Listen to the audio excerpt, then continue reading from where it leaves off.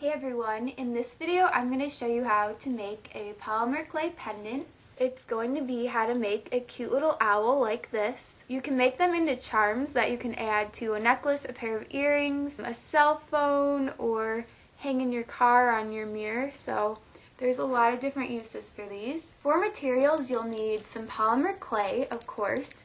And this is an oven-baked clay. It's a special type of clay for those of you who don't know. You can buy Sculpey, Fimo, Primo. There's some other brands too. Make sure that it says you can bake it in the oven. You'll also want some sort of tool. I like to use this plastic tool, but you can use metal ones, you can use a toothpick, you can use pretty much anything that you want. And if you want to make this into a charm or a pendant, you'll need a pair of pliers, a pair of wire cutters, and an eye pin, which has a little loop at the top.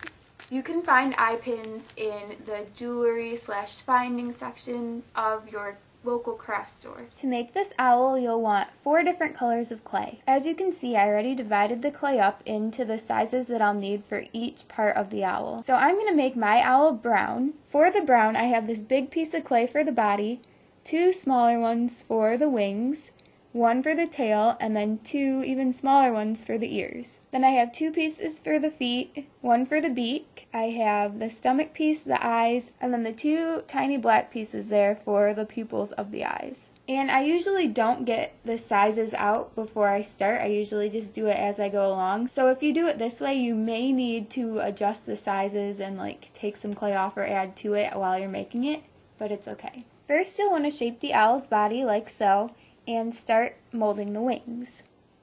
Go ahead and stick a wing on each side.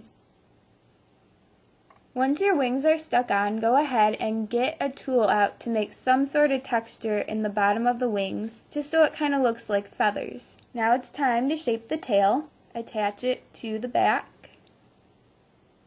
I like to blend the top in by smoothing down with my finger. Again, add some texture so it looks like the tail is feathery. Then take your little pieces of clay and make the ears into a little triangular shape. Attach them on the top of the head like so. And when you're pushing them on, you can keep reshaping them.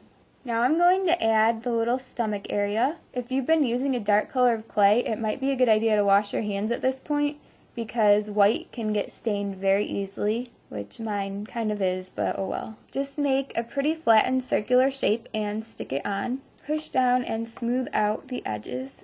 Then you'll need 2 smaller flattened circular shapes for the whites of the eyes. Then you can take a really tiny piece of black clay to add the eyeball. I have long nails, so it's really easy for me to get pieces this small. Just stick that down. See how I can cut it with my nail? If you can't do that, you can use a tool. Or you could paint it on even. Then take a little piece of orange or whatever color you want to use for the beak and make that into a triangular shape. Stick that on right between the eyes. Then take your tool, add 2 little dots to the top of the beak. Add a little bit of texture to the outside of the eyes because this is also feathered on an owl. And over here too. Just kind of pull out. Also add some texture to the stomach to make it look like feathers again. Finally, take your other pieces that match the color of your beak and mold them into little feet.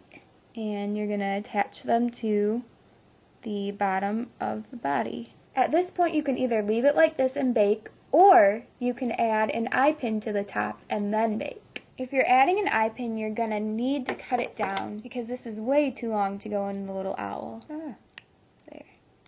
Take your pliers and just bend the end of it over a little. This helps it to stay in the clay. So like that, just give it a little curve. Then you're going to insert this eye pin to the top of the owl, and then your owl is finished. Don't forget to bake it, and make sure you follow the baking directions on the pack of clay very carefully. Thank you guys so much for watching. I hope you enjoyed this video. If you have any questions or comments, leave them below. Please subscribe to my channel if you haven't already. Check out my links in the down bar to my Tumblr, Formspring Daily Booth, Twitter, Facebook page, and my Etsy shop because I do have some of these clay things for sale in my shop if you're interested. Alright, so you guys have a great day and I will see you guys soon. Bye!